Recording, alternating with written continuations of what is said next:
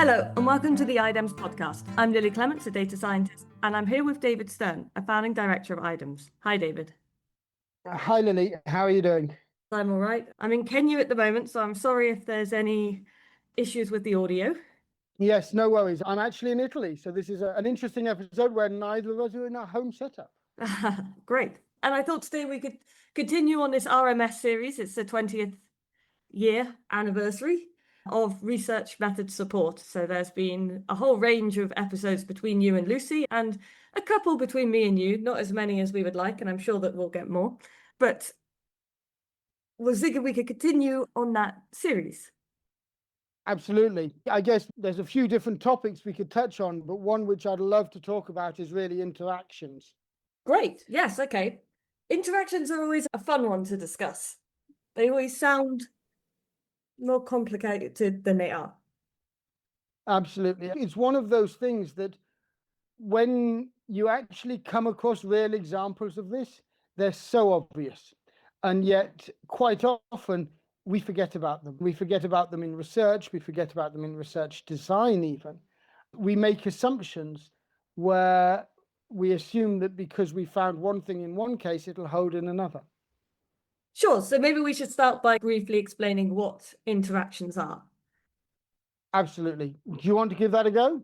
I'll give it a go. I'll try and say it as simply as I can, because it's one of those ones where if you could just see it so easily with a nice image, but sometimes not as easily by words. Let's see. So it's basically, let's say that you are looking at an effect. You're looking at, let's say, boys and girls on treatment A and treatment B. And it's where you might find how treatment A affects boys is different to how it affects girls relative to treatment B. That's not very well explained, is it? No, but it's a really good use case. And just to put this in perspective, this was a very serious case about heart attacks, where a lot of the research on heart attacks was done on men. And a lot of the symptoms that were identified and put forward were related to research done on men. And as more research came out, it found that actually women had different symptoms and that reacted differently to treatment and to different treatments. So the example you've given is one which is very real, and we've given this in the health context, but it's also one where I have some beautiful examples from West Africa where this was rammed home to me in the work that was done by partners in the field.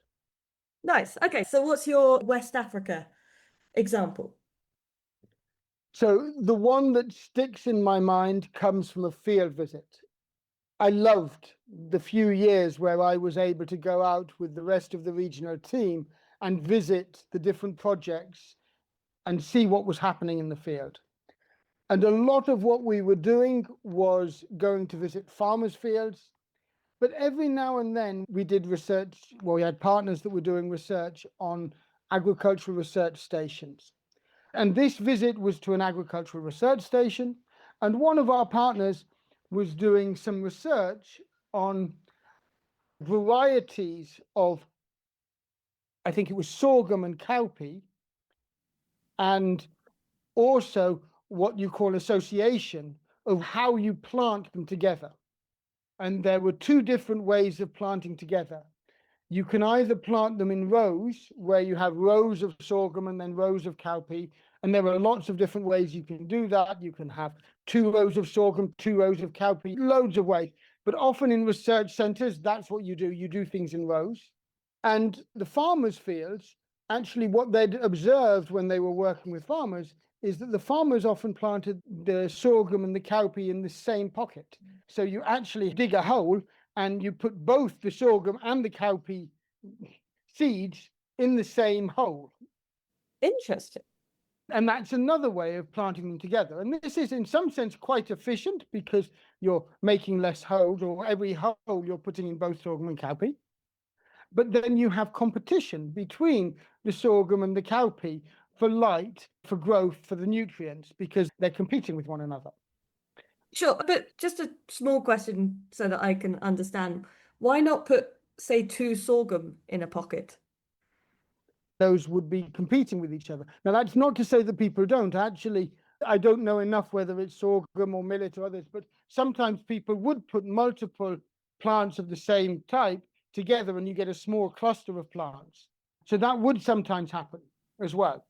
Okay, I see. This is just for this specific example. In this particular trial, they had a beautiful square where they had essentially two farmers' varieties, one of sorghum and one of cowpea, and two researcher varieties. These were what they would call the improved varieties that researchers had been breeding of sorghum and cowpea.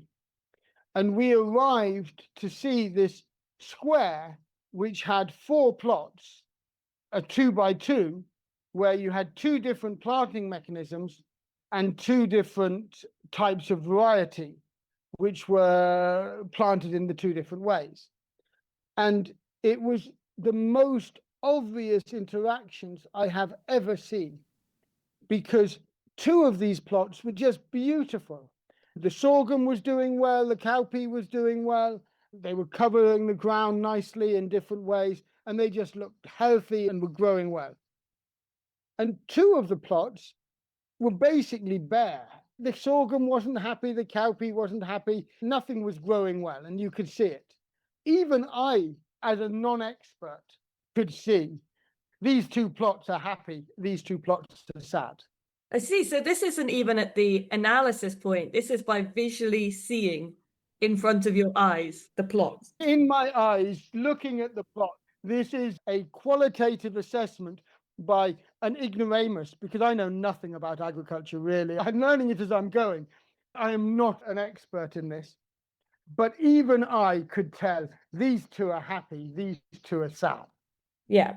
And I think you can guess which ones were happy. The farmer varieties, planted as the farmers normally do them, in the same hole, they were working symbiotically with one another and they were very happy.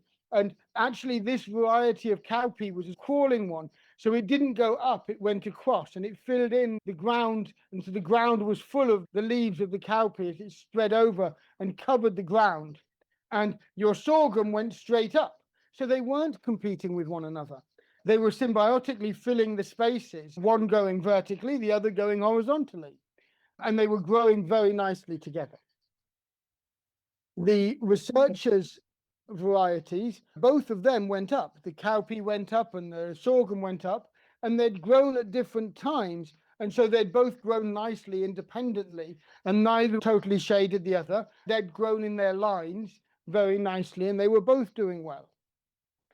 When you put the sorghum and the cowpea from the farmers' varieties and you separated them into lines, they didn't grow as well. And I don't fully understand this, but I believe it's because actually the sorghum fixes nitrogen, which was therefore in the wrong place. No, so the cowpea fixes the nitrogen, which was in the wrong place for the sorghum or whatever it is. So those varieties, neither of them was growing as well as the other, as in the other plot, because they actually symbiotic in the way they grew together with one another. And similarly, when you put the sorghum and the cowpea from the researcher varieties, they weren't used to competing with each other for water and so on. And so neither of them were happy either. They didn't grow well together because they hadn't been adapted to that. They hadn't been selected for that. And so it was a beautiful example of breeding in action, where the farmer's selection had been over the years for the varieties that grew well together, whereas in the researcher case, the selection had been for varieties that grew well on their own, because almost no researcher breeding happens in association. This is actually something I've learned over the years, that although a lot of farmers grow in association, almost all breeding in research organizations happens in pure fields where you just have sorghum or you just have cowpea. And so they work quite well in an association then, which is by lines, because that's sort of more similar and there can be symbiosis which remains there, but they're not used to being bred in association. So it absolutely made sense, but it was just so obvious and it was beautiful. And it was a real reminder that we need to understand what we're selecting for and what people are actually going to grow in their fields and how they're going to grow it in their fields. What are their practices? Yeah, very interesting. I really like that it could be physically seen. So then did the farmers have an idea? Did the farmers already have that kind of hypothesis of what the issue was without even necessarily needing to know terms like interactions?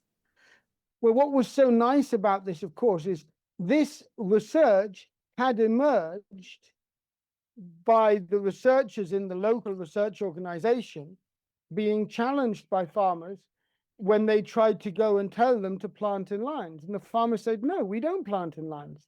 We plant in the same pocket. And this is why. And so this was actually the researchers playing catch up with the farmers.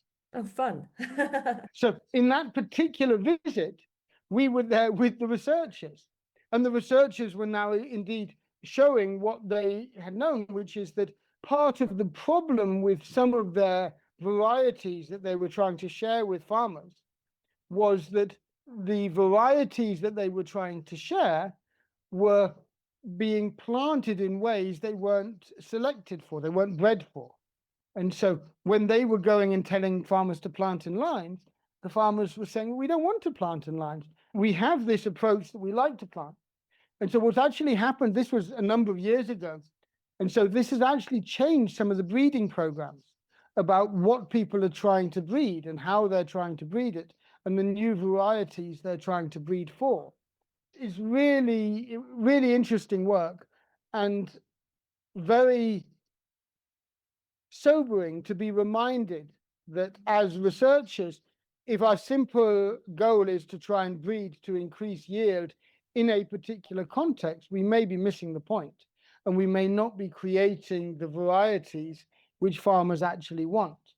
There are a number of reasons why, if you grow things, actually, there were other parts of the country where farmers would grow 3 different crops in the same pocket. And this was something, again, which just totally threw researchers, how can you do that? But the point was that the varieties that they were using were working symbiotically with each other, fixing different things, actually covering the space differently, using the height differently, growing at different times so that they weren't competing too much. Really interesting, fascinating work. Yeah, I enjoy these sort of things. I don't know it in agriculture as such, but theoretically, in completely controlled conditions, okay, if you take the pill at bang on the correct time each day in, say, medical, or if you really do things by the book, then this is the best option and this is the way to do it. But actually, in reality, there is that human effect of we don't do it that way, and humans forget to take the pill, or humans forget to put, I don't know, put exactly the same amount of water on all plots. I'm not sure. Yeah. And there's so much, being able to adapt to variability is so important. And that question of what's the research serving, what's it trying to create, is a really interesting one. And do you want farmers to adapt to the practices that researchers have built for? Or do we want our researchers to actually be more adaptive in what they're actually researching and what they're breeding for? Really, really fascinating questions. And it's one of the reasons I've so enjoyed working within this context, because these questions come to a front so often. And historically, a lot of agriculture has adapted to what the researchers say. Whereas in the West African context, the smallholder farmers, they're such experts, they're such masters of their trade. Often the researcher's way is not improving what they're doing, which is why it doesn't get taken up more widely. This example of where you're growing things together in the same pocket, in the same hole, that can be, if you have the right varieties, if you've actually built for this can be extremely valuable. You're actually using the symbiosis between these plants in ways which are being lost when you simplify down and you just focus on one thing. And in these difficult environments, when you're really in Sahelian context, this is something where you need these advantages. You can get better drought resistance because your plants are actually supporting one another. One's providing shade for the other when it needs to, and so on. So it can be so beneficial. And yet we lose a lot of that sometimes in our research-led approaches. So fascinating work and a beautiful example of interactions at play where it really is this extreme case. The interaction is strong enough that the two opposite things do well, and when you now combine them in another way, they don't work. It's just beautiful. Excellent. Well, thank you very much for sharing. Thank you. I enjoy these discussions, and I look forward to discussing other topics in our next episode. Sounds good. Thank you very much. Thanks.